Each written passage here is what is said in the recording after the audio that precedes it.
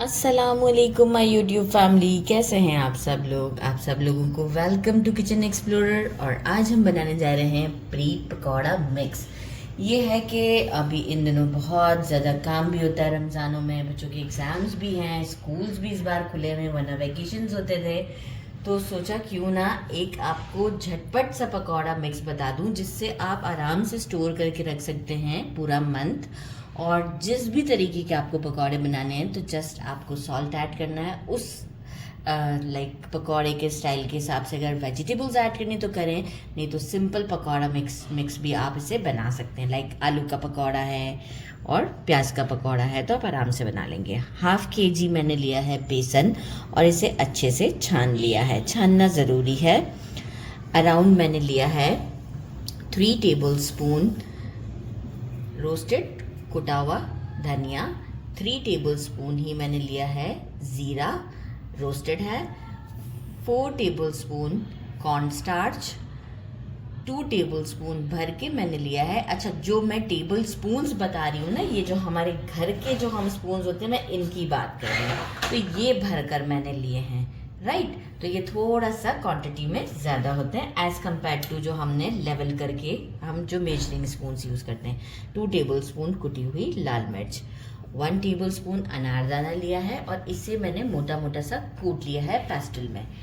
5 tablespoon चावल का आटा लिया है। ये आपके पकौड़ों को एक अच्छा क्रिस्पी आउटर लेयर देता है उसकी।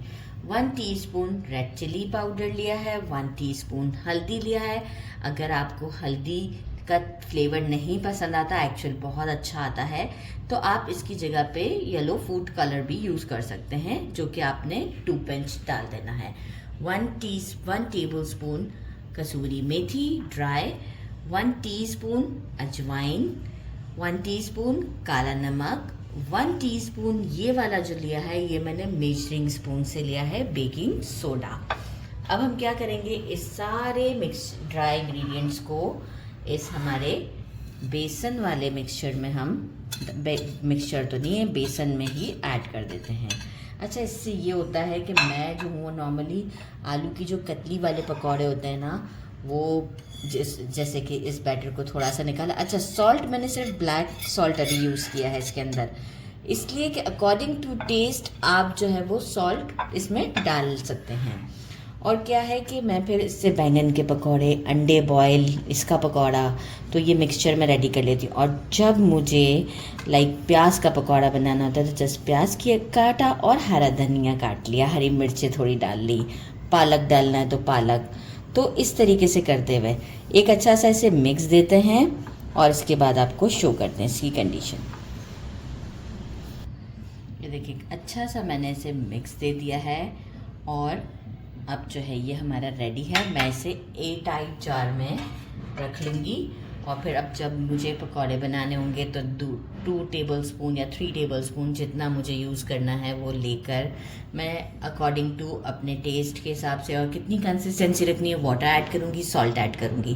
देन फिर मेरे घर में ज़्यादातर जो है वो आलू के पकौड़े बहुत खाए जाते हैं और पालक के, तो जस्ट डिप करती हूँ और बना के दे देती हूँ। कभी कभी प्याज भी डाल देती हूँ। तो बस इस तरह से आप ये बना कर रखें और इसे एयर टाइट जार में रख लें तो बहुत ही इजी रहेगा आपके लिए। और मिर्च मसाला अगर आपको अपने अकॉर्डिंग बढ़ाना है थोड़ा बहुत तो आप बढ़ा सकते हैं। बाकी जो उसकी लुक आती है वही है कि हमने कोरिएंडर डालना है तो हम फ्रेश कोरिएंडर ही डालते हैं। बाकी हम भूल जाते हैं, इतने सारे काम होते हैं, इबादत भी करनी होती है, तो हम कोई ना कोई इंग्रेडिएंट भूल जाते हैं। तो इससे बनाने से फ़ायदा है कि आप कुछ भूलेंगे नहीं, मतलब ये अभी ही आपने बना के रख लिया है तो बस अब झटपट काम हो जाएगा और भी चीज़ें बन जाएंगी आपकी आसानी से। ज़रूर ट्राई कीजिएगा। मेरे चैनल को लाइक और सब्सक्राइब करना नहीं भूलिएगा। अपना ख्याल रखिएगा। इस रमज़ानों में बहुत सारी दुआओं में भी मुझे याद रखिएगा, क्योंकि लास्ट रमज़ान भी आप लोग के लिए बहुत कुछ मैंने बनाया था और इस रमज़ान भी आप लोग के लिए बना ही रही हूँ। तो ज़रूर मुझे दुआओं में याद रखिएगा। अपना ख्याल रखिएगा। अल्लाह हाफ़िज़।